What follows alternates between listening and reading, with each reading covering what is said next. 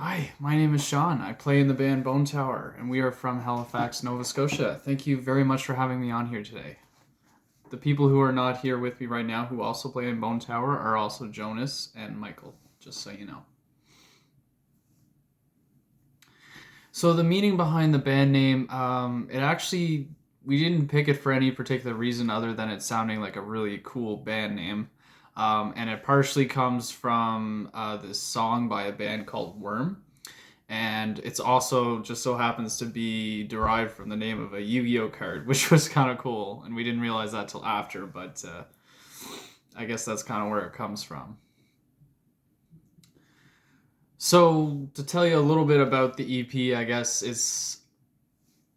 it really is kind of like an outpouring of everything that we all kind of felt all through the pandemic. So everything from 2020 to 2021, it just is the musical chaos equivalent of everything that kind of happened, and that's just how it felt like writing it per se, um, and that's just how it ended up coming out as a record. We felt so.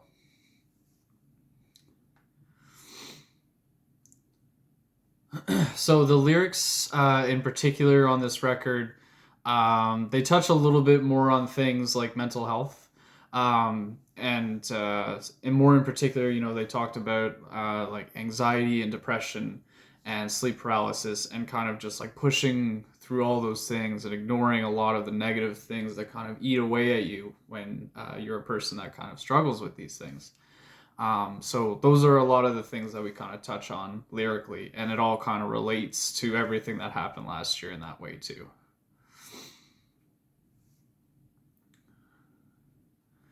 So to tell you a little bit about the cover art, the image of the battered figure, I guess, in the corner, was kind of like a symbolic embodiment of the mental health struggles that our music kind of touches on, which we kind of talked about in that last question there, and kind of best represents that chaos that I also mentioned too, that kind of was derived from everything that had happened last year, and we just felt that like this particular image best reflected the music as well.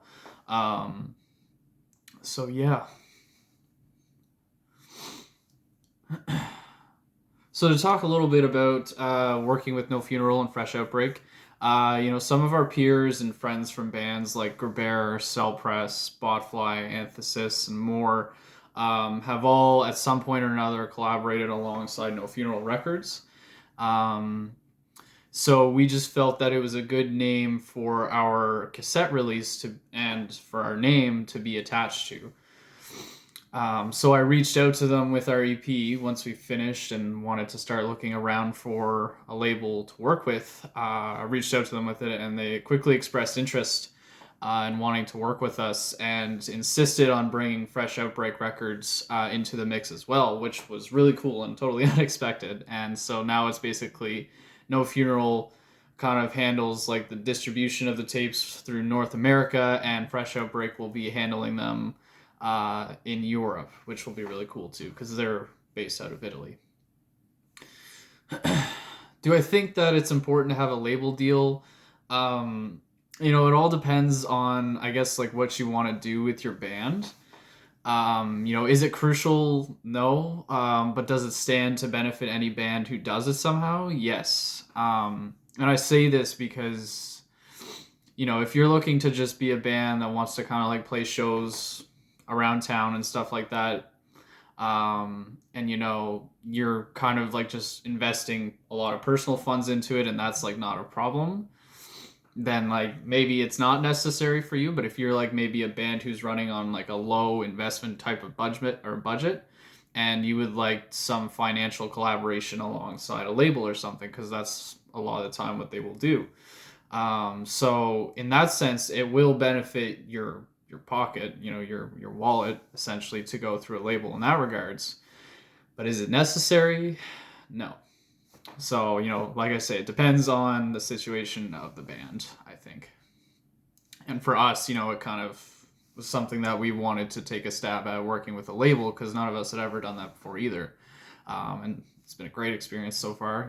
If it's something that anybody has ever wanted to mess around with but just hasn't been sure about whether it'd be worth it or not, it's worth it to at least try it. And then, you kind of know after that whether it was worth doing or not. So considering we're such like a new band, we have yet to schedule anything live since we only started as a band as of early this year. However, both mine and Jonas and Mike's other bands have all had to reschedule and cancel performances that we originally had lined up for, early 2020 and stuff like that. But as a result of the pandemic, obviously, everything changed. So epic fails that I've had during a live performance. So I used to play in this band actually with Michael and Jonas, and it was kind of like a joke band back in the day called Orange X Julius, and we were playing our one show, and I wanted to do this thing, like it was a cheap shitty guitar that I had wrapped in duct tape, so I wasn't like really planning on keeping it or anything, so I was going to throw it into the crowd at the end of the show, and hopefully I imagined it like breaking and being cool, but instead when I threw it into the crowd, it landed right on my very nice cable that was plugged into the guitar and ended up destroying the cable itself more than the actual guitar. So I felt like that was kind of like my most epic fail kind of moment. I'm lucky to say that I don't have too many like super embarrassing moments that I'm aware of, at least when I play live. Well, some new music that has impressed me has definitely been Knocked Loose, has been really good. Nightlife, not so much like a heavy grindy kind of band, but really cool in my opinion. Creeping Death has been really good, and New Full of Hell has also been really great. I feel with regards to COVID-19 pandemic affecting our music scene, one thing is that, venues have obviously been struggling a lot during all of this, and I feel like that they will probably continue to struggle for like a slightly longer time period. But once everything kind of comes back, there's going to be like a surge and a boom, basically, of bands and people wanting to attend shows and stuff like that. And I think at that point things will start to make more sense for venues again, and things will kind of start to come back the way that they should. But obviously that is still quite a ways away. I also feel as though live streaming has become much more of an important factor throughout all of this as well. It's almost, I've seen lots of bands throughout the pandemic create like live stream exclusive events and offer all kinds of like cool promotional materials like with it, like like merch related to the live stream and stuff that you can only get if you buy like a ticket for the live stream and stuff, and like lots of cool things like that being introduced to how the music industry altogether already is adapting to the internet and stuff like that. And I feel like this is kind of one of those things that has now been added to the mix. And I feel as well that, after everything that happened with the pandemic, more bands are going to be aware of how important it is to have a contingency plan ready to go in case these kind of things happen, because a lot of bands, I'm sure, are not going to be able to come back from everything that has happened thus far. So I would have to say, with regards to the Halifax music scene, Halifax, Nova Scotia, it's like most, I'd say, music scenes in Canada or North America, predominantly like country, folk, and rock cover bands. But, there's lots of pockets of hardcore, punk, metal, and like other alternative style genres of music.